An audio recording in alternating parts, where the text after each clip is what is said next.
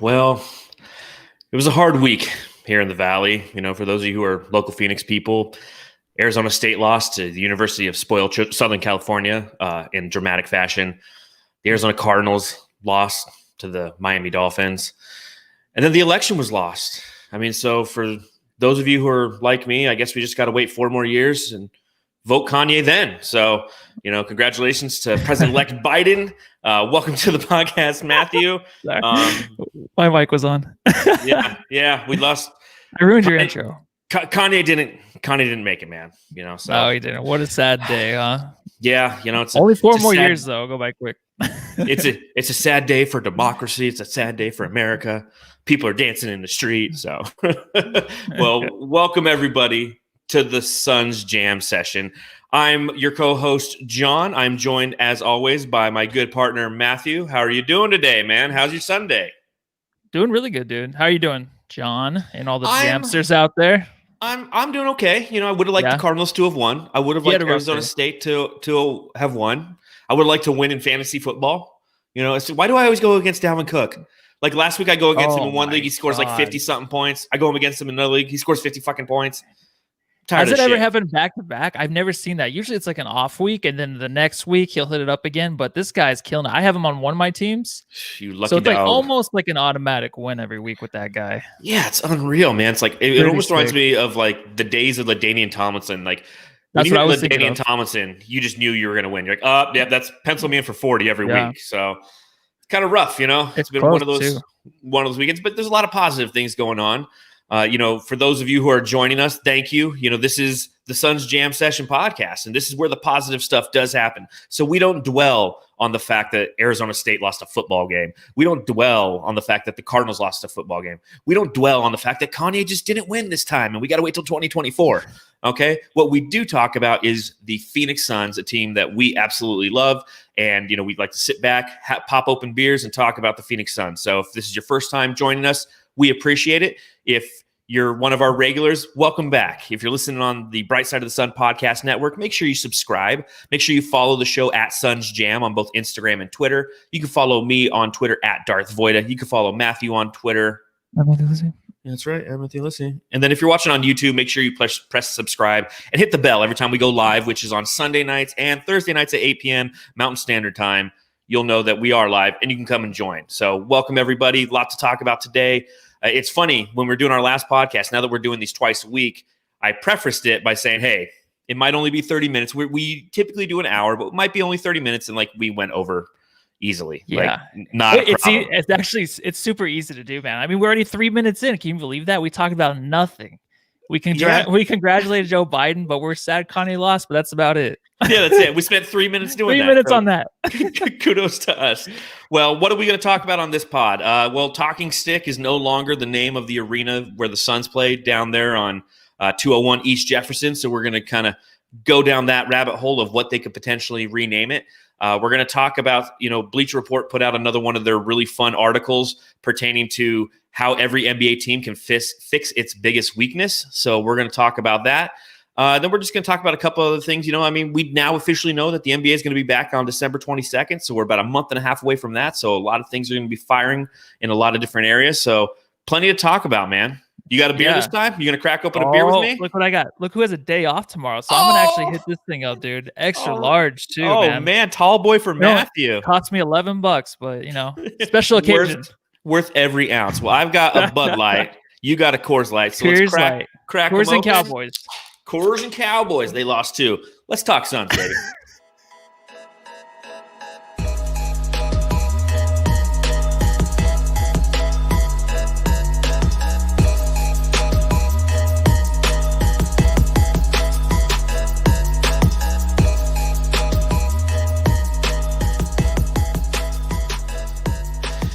So Talking Stick Resort announced on Friday that its 5-year agreement with the Phoenix Suns over the naming rights to its arena is over. It has concluded. U.S. Airways Center became Talking Stick Resort Arena at the start of the 2015-16 season. It was actually mid-December 2014, I think.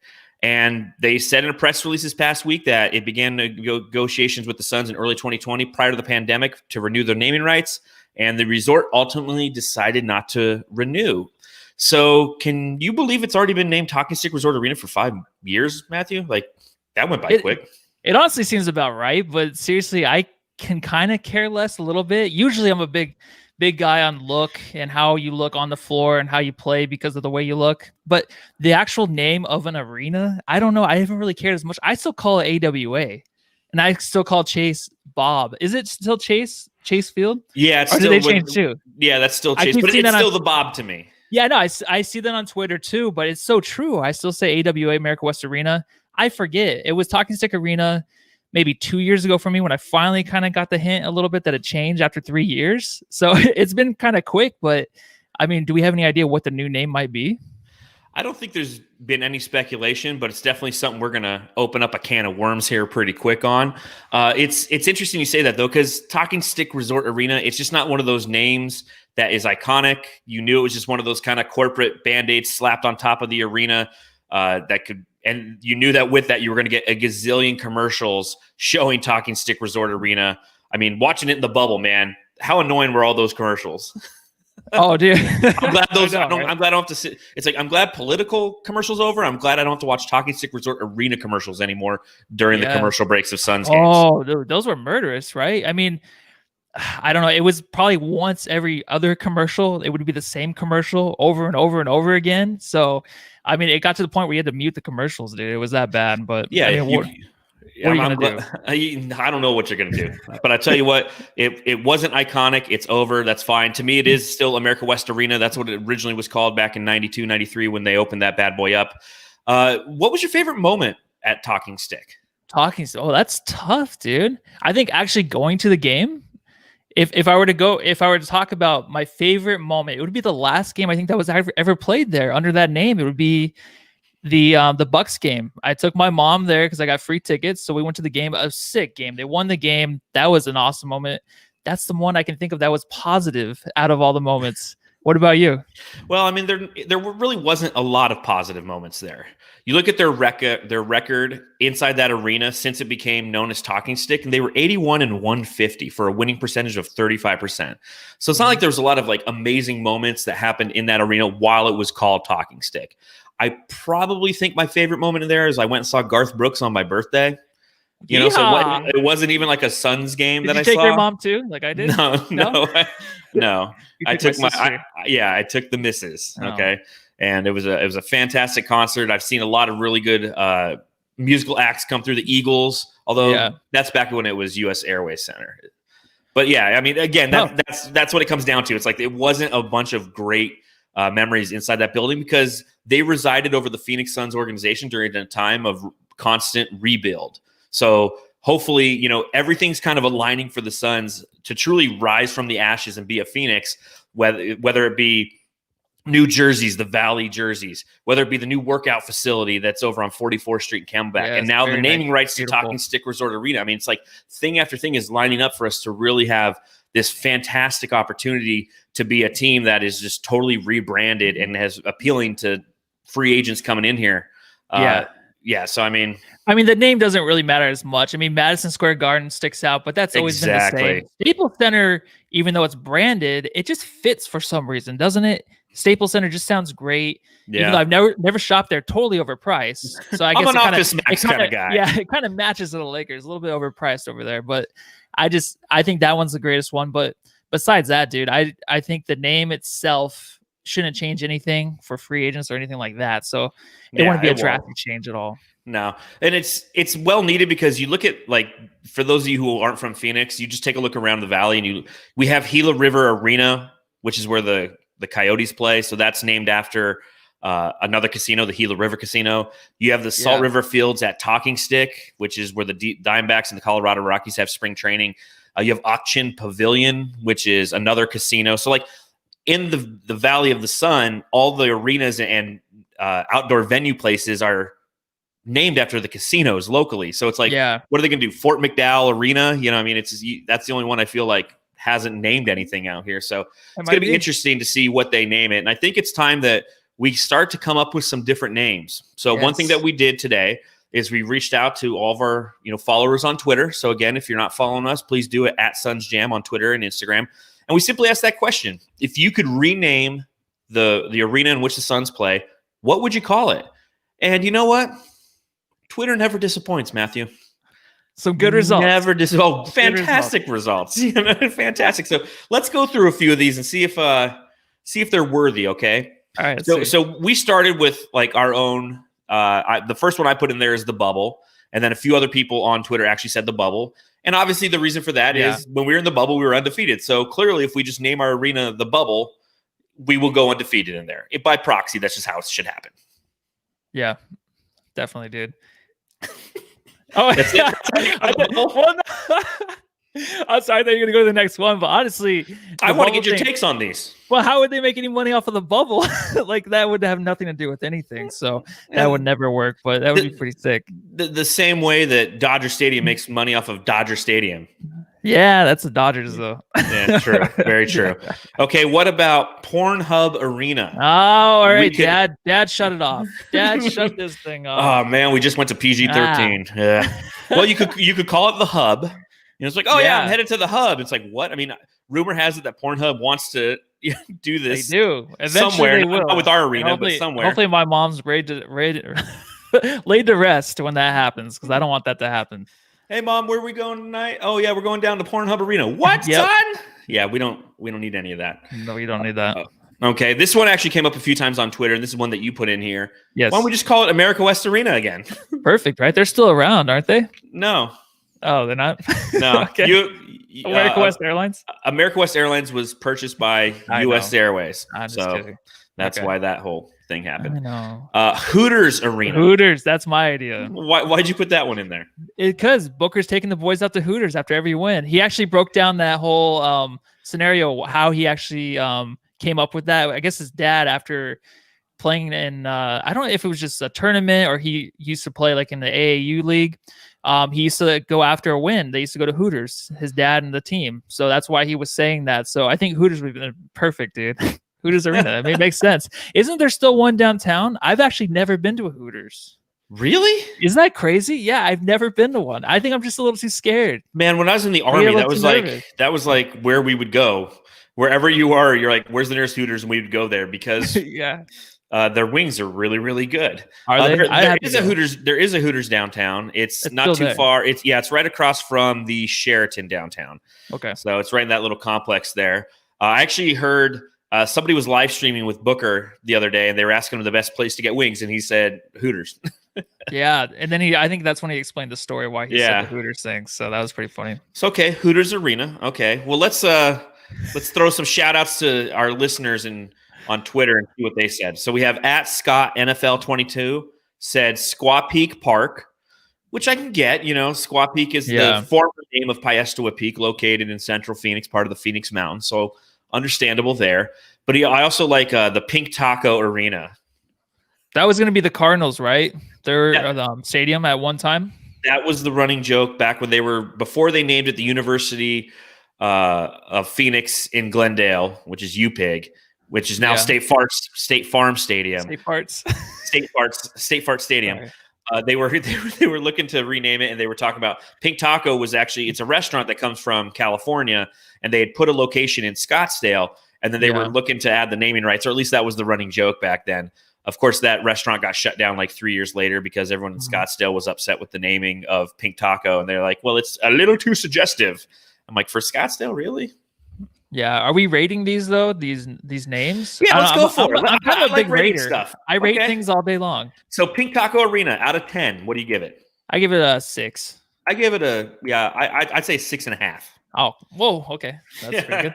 I think it's pretty funny. It would never work though, just simply because Pink Taco isn't around in Arizona anymore, but it's funny. So for funny points, I give it 1.5 on top of the 5, which is the average.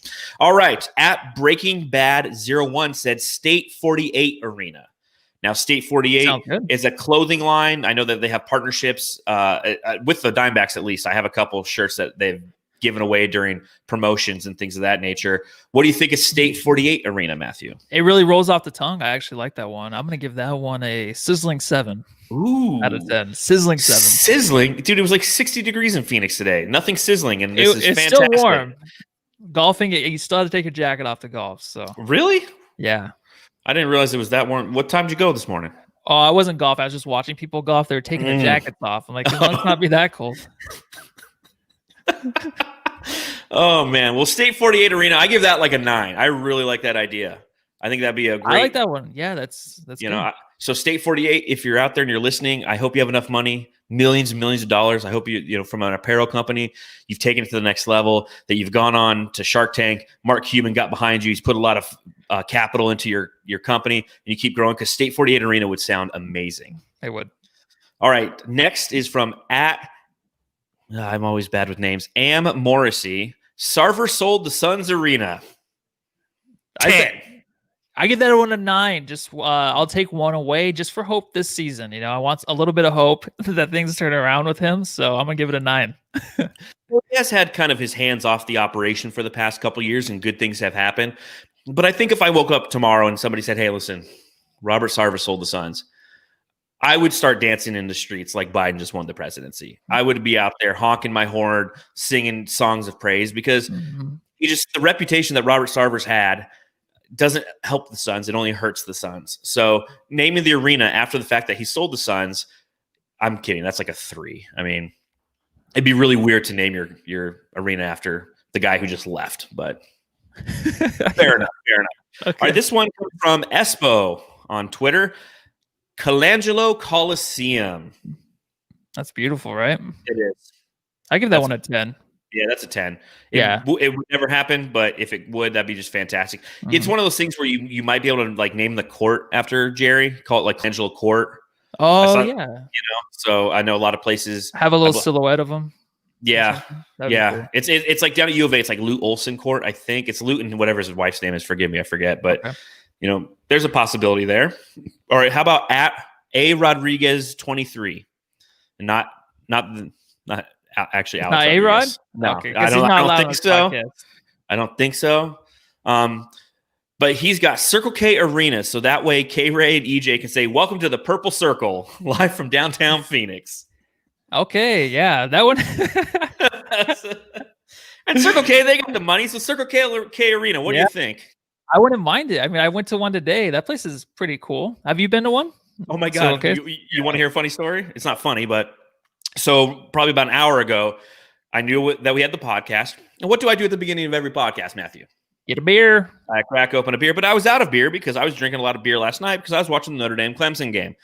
And I decided to go to the Circle K not too far from my house. I go up there and I pull the door, and the door's locked. I was like, locked at a Circle K? What's going on here? And I see there's a guy working in there, and then he comes over and he puts up a sign, puts it on the window, says, "Just got robbed."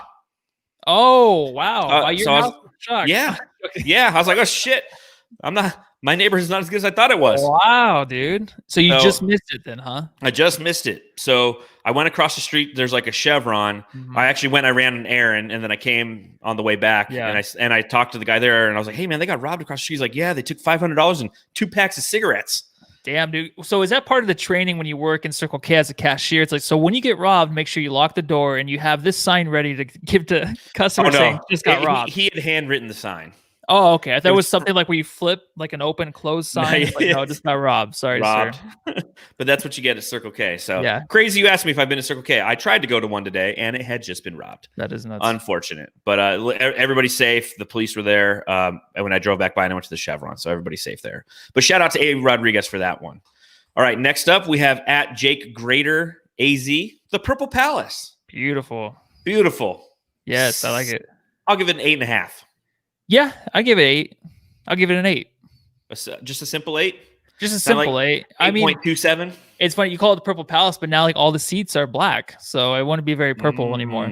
So. Yeah, very true. And they've really done a good job embracing the orange. Okay. Yeah. How about this one? At Garrett B. Rock, Liquid Gold Arena in honor of Velveeta. Liquid Gold Arena. Imagine having that be the name of your arena downtown. Does that make you kind of like gag? Barf? I don't know. It makes me like sick to my stomach. I don't know why. Well, I hate Velveeta. So you do hate Velveeta. Yes. I don't mind it, but it just sounds gross. Liquid Gold Arena. I don't. Ugh.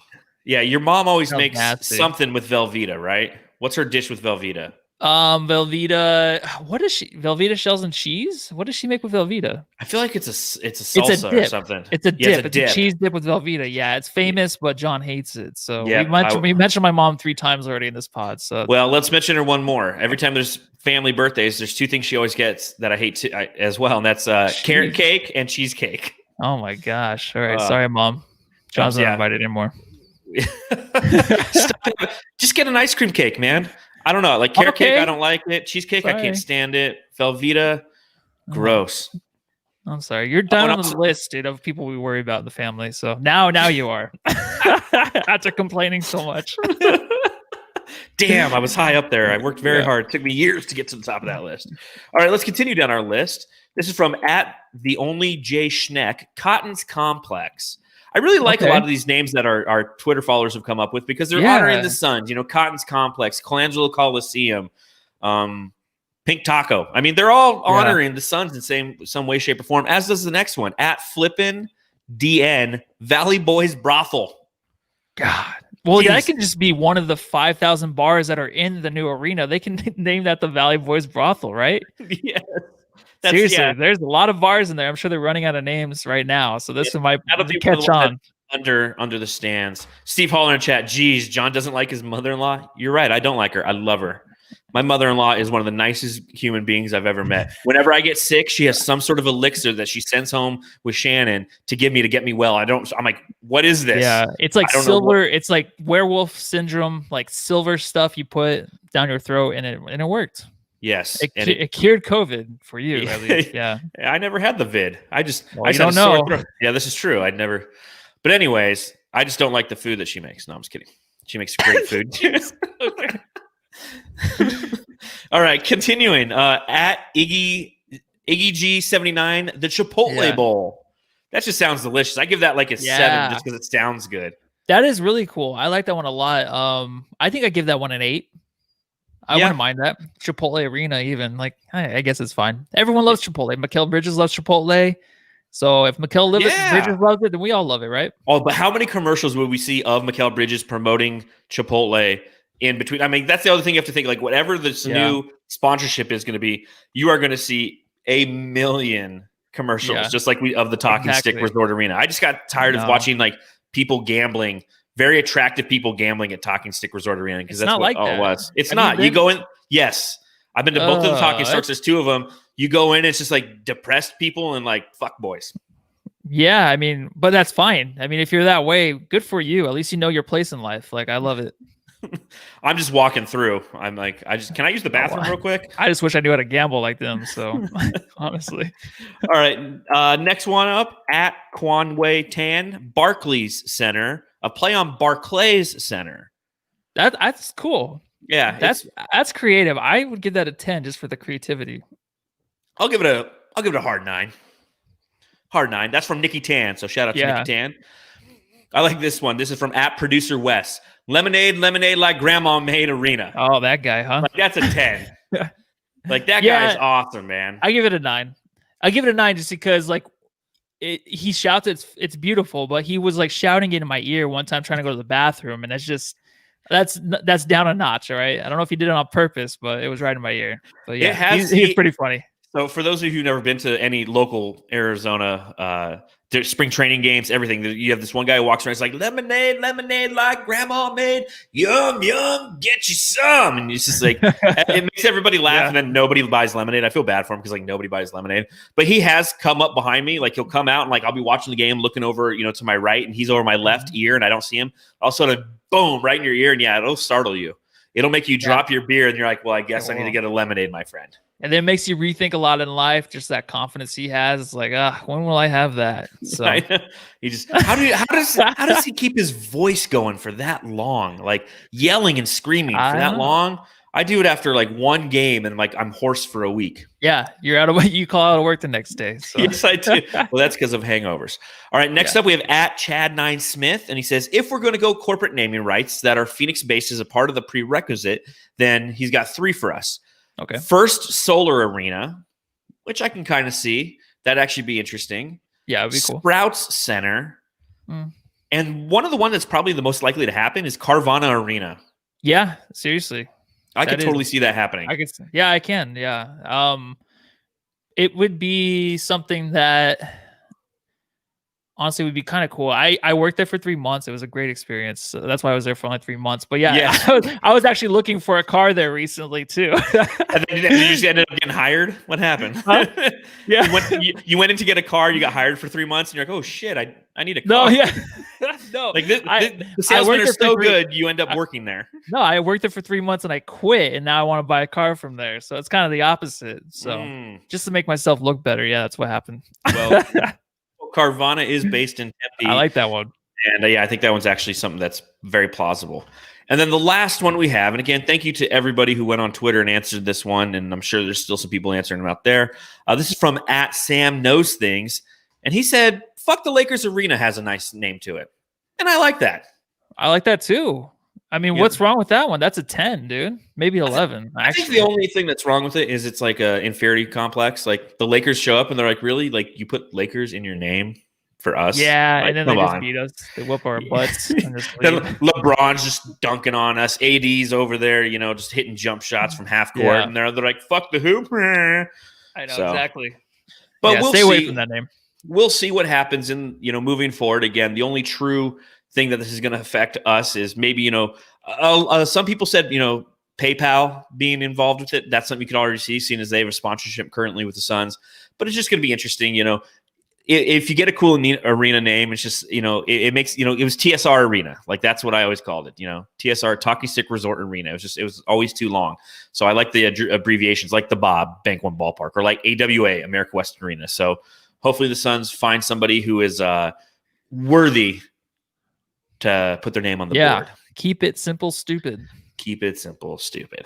All right. You want to talk about what Bleacher Report put out? Yes. What's next with Bleacher Report? Bleacher Report. I swear. Thank you for the shitty content that they give us during times when the Suns aren't playing. So they have how every NBA team can fix its biggest weakness. This is an article they put out a couple days ago.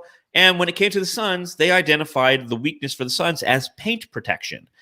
And this is what they wrote. DeAndre Ayton's defensive development has been a bit more rapid than anticipated, but the Phoenix Suns still have a long way to go as a team on that end of the floor. They were 17th in points allowed per 100 possessions, thanks in part to the fact that 37.8% of their opponent's shots came at the rim, the sixth highest mark in the league. Now, once those shots were taken, the Suns actually did a pretty good job defending them. Their opponent's field goal percentage at the rim was 12th in the NBA, an indication that bigs are bothering the drivers. The problem may have as much to do with the perimeter defenders. Ricky Rubio adds value with his steals, but staying in front of many of the league's point guards is a challenge for him in ISO. Devin Booker's defense has always been an issue. In theory, Kelly Oubre Jr. and Mikal Bridges have the length and athleticism to deter slashers, but they can't play 48 minutes per contest. When they're both in the game, Phoenix allows 108.9 points per 100 possessions, 69th percentile. So, as I read that whole thing to you, and I'm glad that you stuck around because I feel like I'm gonna just tuck in tonight and let me read you something that Bleacher Report. I don't understand. They said our weakness is paint protection. I'll start with this, Matthew. Do you think that paint protection is the Suns' biggest weakness? No, I don't. And the first thing I got from this is like, what did I write this article? I just contradicted myself. It's like I'm writing about paint protection, but you're talking about just the perimeter piece, not that. But actually, they're young and they're gonna get better. So it's just. It's pretty weak in that part, but honestly, the paint protection thing is maybe last year you can write it when DeAndre Ayton was a rookie, or the year before. I mean, when he was a rookie, that was obviously something that was an issue. But him developing the way he did on defense cleared a lot of that up. And we talk about Mikal Bridges, how long he is, and Kelly Oubre and they can't play 48 minutes. It's like, yeah, they actually do. When one's not in the game, the other one would be in the game. So you have that. Plus, they're talking about perimeter with, of course, Devin Booker is not good on defense, but that's maybe something he can clear up this next season, which he might be able to do, but he's a little bit shorter in the arms. He's not as long as maybe he should be if he's going to be a defender. Ricky Rubio, of course, has a hard time standing in front of people, of course, but besides that, he can steal the ball. But the defensive part, I don't see really anything but maybe adding somebody to help on the perimeter. That would be a weakness, but that's like a lot of teams, though. A lot of teams need that extra defender. So it's like, the weakness itself for the Suns, and I don't know if you would agree, it might just be that they need help off the bench or something like that. But what would you think would be the biggest weakness? Well, first off, I mean, the story itself is unbelievably contradictory. It's like, hey, they paint protection is their problem, but because they allow the 6-month people to get to the rim, but then from there, like they have a hard time scoring. So, from a weakness standpoint, I think there's 2 weaknesses that the Suns really have. Bench depth is like most teams. We don't have that consistency off the bench from a scoring standpoint. So that's something I've talked about, perhaps going after in the draft. It's something that, maybe in free agency we can shore up. But that's one thing we definitely need to do, is have the ability to have sustained scoring coming off the bench in those times where Devin Booker's sitting down. And then I just think the ability to switch, the athleticism to effectively defend when switches occur is something that the Suns could get better at. When Ricky Rubio gets switched, whoever he's rolling with is going to own him. I mean, he's just not that big of a guy. He's not athletic enough to do it. And the way you kind of counterdict that is what it mentioned in the article. It's like, you got Mikal Bridges, you got, Kelly Oubre, we have Cam Johnson, we have these long wings. So I feel like bench depth is probably the Suns' biggest weakness. Yes, that's perfect. And it's bench depth, like scoring, right? Basically, because you have Cam Johnson, but you can't really rely on him too much just because he's still young and he's probably going to be only consistent like maybe 1 every 4 games. But besides that, you need some more help. Dario Saric will come out, excuse me, and whoop some butt, dude. Like back that big butt down. But besides that, he can give you 1 every 3 games too as well. But you just need help off the bench, I think, scoring. That would be the biggest weakness I can see in the Suns. Like that's the first thing that comes off the top of my head, right? Or your head too as well. But yeah, I mean, if I sat there and I really broke down the numbers, I'm sure I could find plenty of other weaknesses. Again, perimeter defense, that's a lot of teams in the NBA. I feel like the Suns fall right in line with that. We've always had issues with perimeter defense and just giving up too many threes. But yeah, I think it's pretty simple. And I think that Bleacher Report just completely missed it. I think so too, man. Again, but that's just this thing with them writing these articles. It's just like, we watch maybe a couple games, we know Ayton improved on defense. And so it's like the last thing we can think of is just defense and perimeter. I don't even know. I don't know how they come up with these things because you don't watch them full time. So it's hard for these writers to really be so in depth unless they're studying these teams every game. And that's impossible. Yeah. They probably watched the game when DeAndre Ayton was out. They're like, oh yeah, clearly they need more depth. It's like, come on, he was suspended, 25 games, man. Like give him a break there. Okay. Yeah, exactly. All right, well, let's talk about some things that are going on in the NBA in thoughts. Brains? Yeah, so it's official, December 22nd. It's funny because we weren't sure when they were going to announce it. They were supposed to announce it on Thursday while we were doing our pod. We were talking about it. And then we ended our pod, and like 10 minutes later, it's like breaking, December 22nd is going to be the first day. And I was like, of course, that's how it is. Like literally, once this podcast is done recording, something's going to happen in the NBA. I mean, that's just how it goes. So we'll talk about it this upcoming Thursday on our next podcast. But I guess I'll just start with this, Matthew. Yay or nay on the fact that December 22nd is the starting date for the NBA? I would say yay, just because that's what we talked about last pod, is just getting the season started so that they can save the NBA, basically help them in money-wise. And that's what's going to happen. And it does suck in a way because you're not going to have summer league and all that, or not. It wouldn't be summer league, but just a chance for the rookies and free agents really to get together and just find some chemistry before the season starts. But that's the way this is going to be. And I think every team's going to be going through it, just like in the bubble. Like everyone has the same experience. So you can't really complain in a way because everyone's going through it. So I think it's going to be okay. I'm excited. I think by the time Christmas comes around, players and teams will be ready to play and they'll be rested. And I think it's going to be okay. What do you think? Well, I think it's going to be interesting because, now that it's official, if you get drafted on the 18th of November here in 10 days, like you're going to be your season starts in a month. Like you have to get ready, get into it's going to be happening so fast. Because what happens when all new rookies come? They got to hit the local media circuit.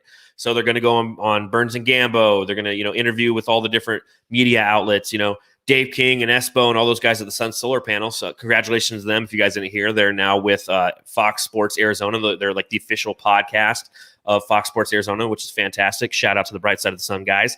But like, that's what you have to do when you're a rookie. But normally, you go through like the training camps and you go through the summer league and you get kind of acquainted to the team, the system. And it's like, it's going to happen so fast. That's one thing that as we sit there and we talk about all these different draft prospects, one thing that we have to take into account is we're not going to get the instant results we're necessarily predicting because it's going to be so fast and such an adjustment period for these guys. Yeah. And a lot of them haven't played basketball in a competitive manner since February. I mean, or March in some cases. But I mean, like, it's going to be really interesting now that the season is officially happened on December 22nd to see how effective these rookies are truly going to be next year as they try to grow into their new systems.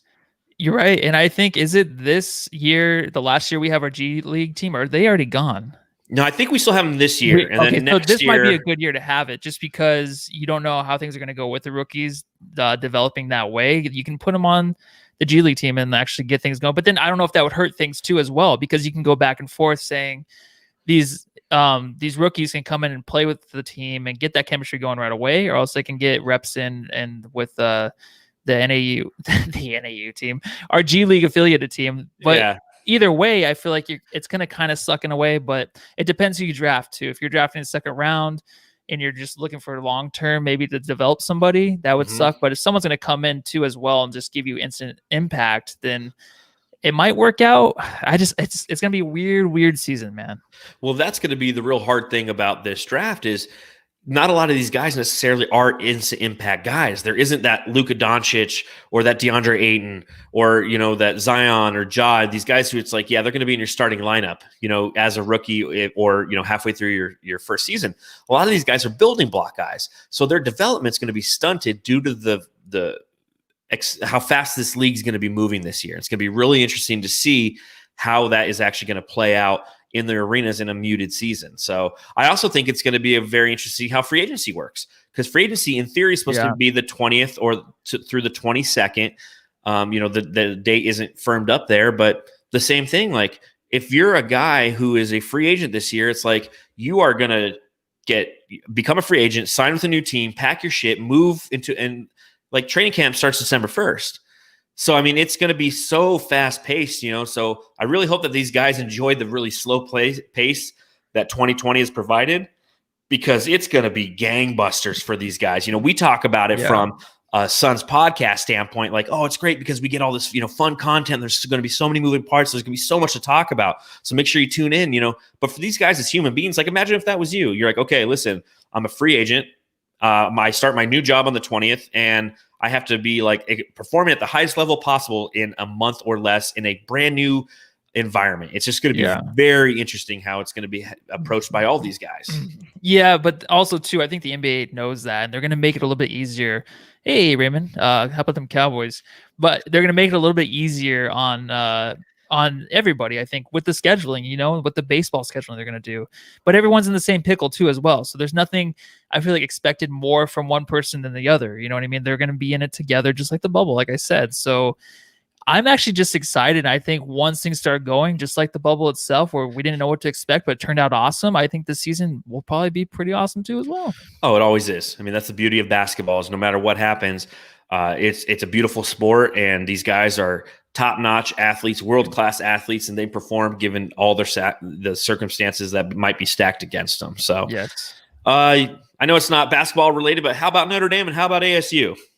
Yes, well, it sucks because ASU, they look really, really good, and they lost the game, but I like the way their team looks. It's just USC got really lucky in that game. Usually, I don't do that. Like luck, every team needs luck to win, but they got super lucky in that game. ASU is the better team. I feel like they should have won, but Notre Dame, dude, first number one, and then everyone storming the field. I'm all about that. Yeah, this is not a good weekend for COVID, man. Between people dancing in the street following Biden's victory and people dancing all around South Bend, Indiana. I mean, everybody's just getting together and, they're party. Like, this was a party weekend, man. Especially, it's not good because like all the cases throughout the entire country were spiking regardless. And now this is going up. So I know ASU, what I liked about them is, and we talked about this last night, is they look big. I mean, they don't normally. They're normally a team, athletes. But like big. Like normally when you go up against SC and Stanford are two teams that are just huge. They got big guys on both sides of the ball. And ASU look big. I was like, all right, Herm, way to go, Marvin Lewis. Like, let's get some guys in here who can compete, and that's fun to see. And then of course, I'm a huge diehard Notre Dame fan. That was fantastic to beat the number one team in the country. They're now second overall in the polls.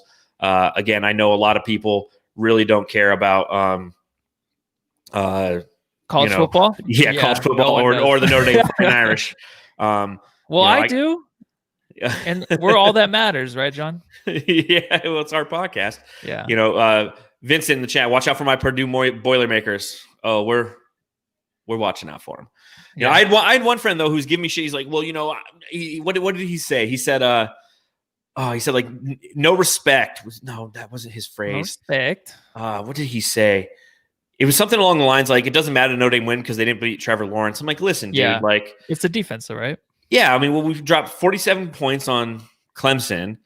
We held the ACC's all-time leading rusher to 1.5 yards per carry, and the kid who backed up Trevor Lawrence threw for like 400 yards and 2 touchdowns. Pretty good.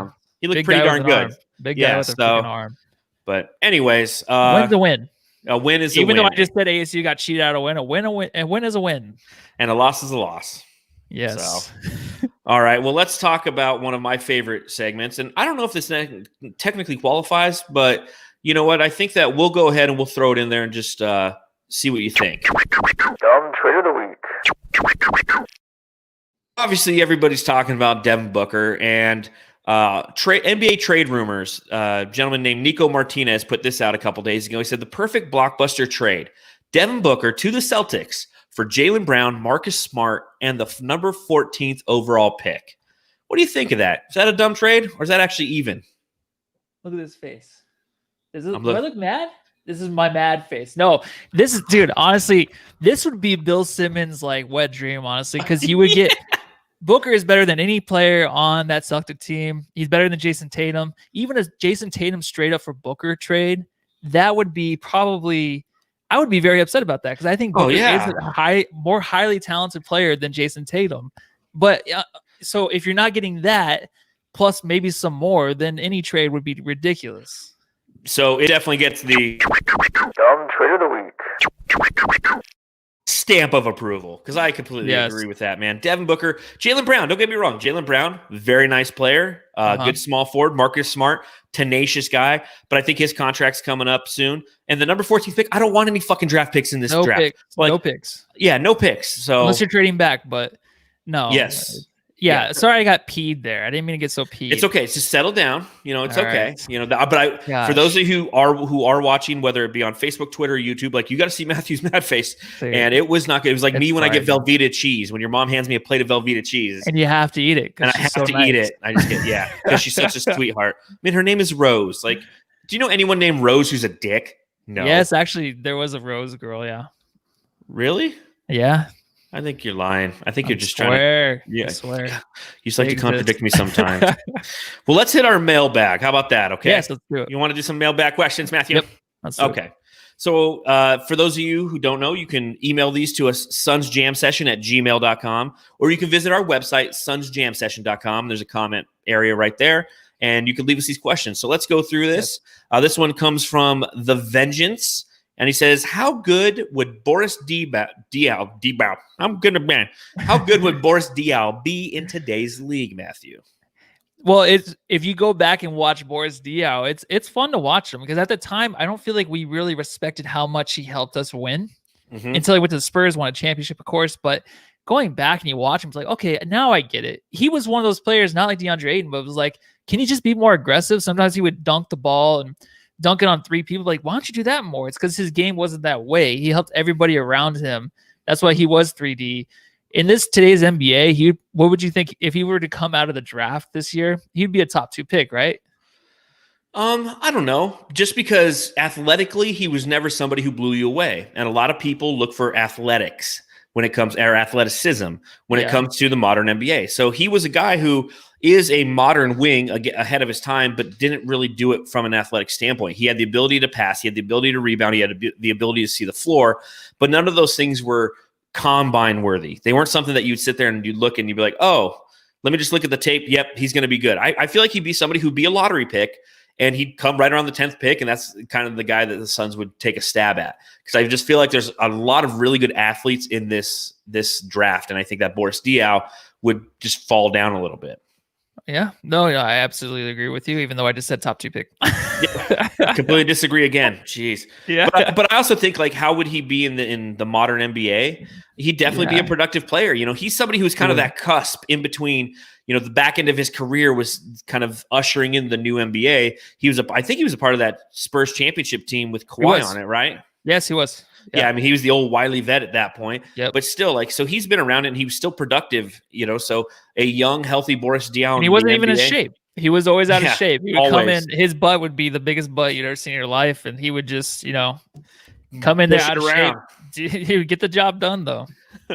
So there you go. Our other one comes from Dahape Shilpa, and he says, if the Suns can trade for Chris Paul without giving up Kelly Oubre, should we do it? Here's how the trade would work. Suns trade Rubio, Kaminsky, Jerome, 10th pick, and the Thunder trade Chris Paul. We would absorb the rest of Paul's contract in our cap space. We would still have $12 million left. Okay, so we've definitely talked about CP3 before, and you believe he's a good fit in Phoenix, correct? I do. Yes, I do. Yeah, and I think that he's somebody who I like the idea of him in Phoenix. I don't like the idea of the money with him in Phoenix. Here's what I got to say on this one, okay?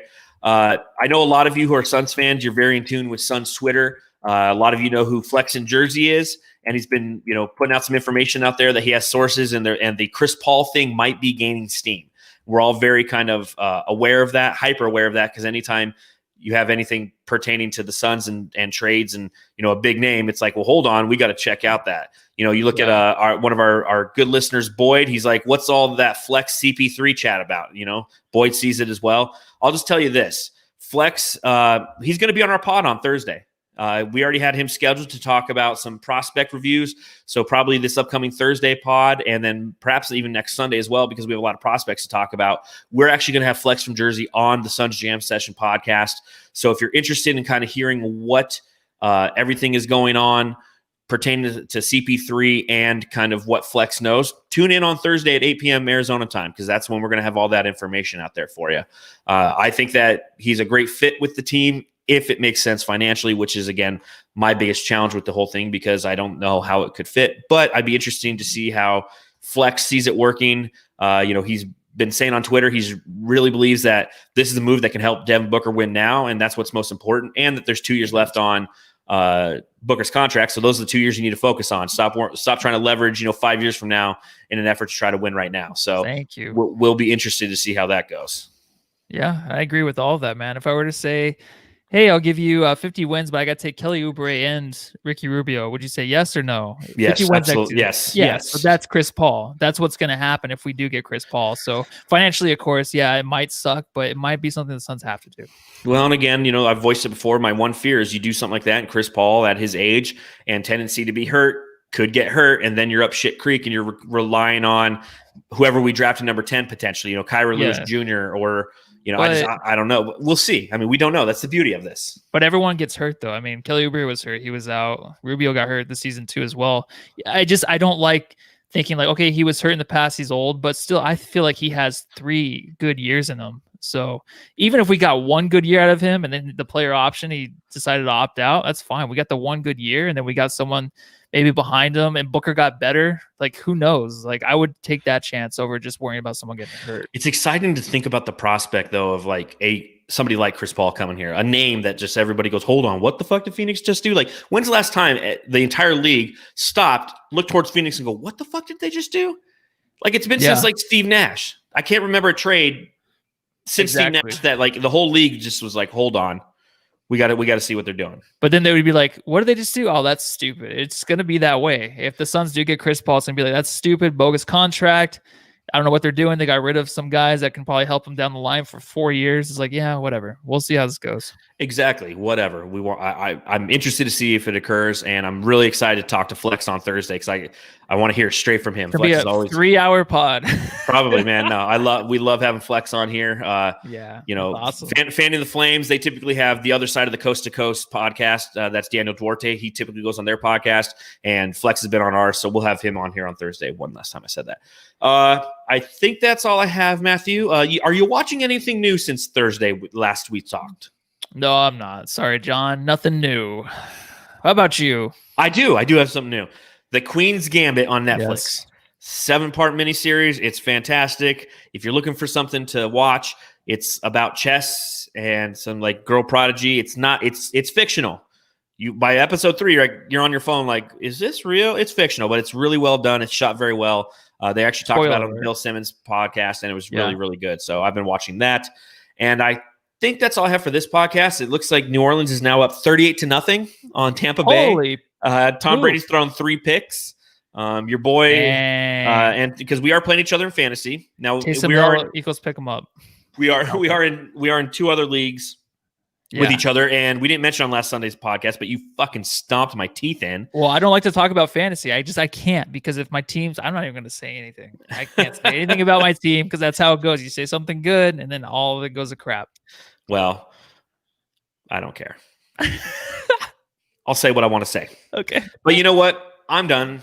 I got to go get another beer. I just want to remind everybody again, make sure you give us a follow on Twitter or Instagram, at Suns Jam. Make sure if you're watching on YouTube, you press subscribe. Make sure if you're listening to this podcast on whatever platform you're listening to it via the Bright Side of the Sun podcast network, hit subscribe so you get not only what we put out there, but also the Fanning the Flames podcast crew. We appreciate it. This beer's empty. It's time to go crack another one. Matthew, have a fantastic evening. Suns Jamsters, I appreciate you hanging out with us. All right. I'm going to Circle K to go steal some money and some more beer. Everyone go home and love your family, though. All right.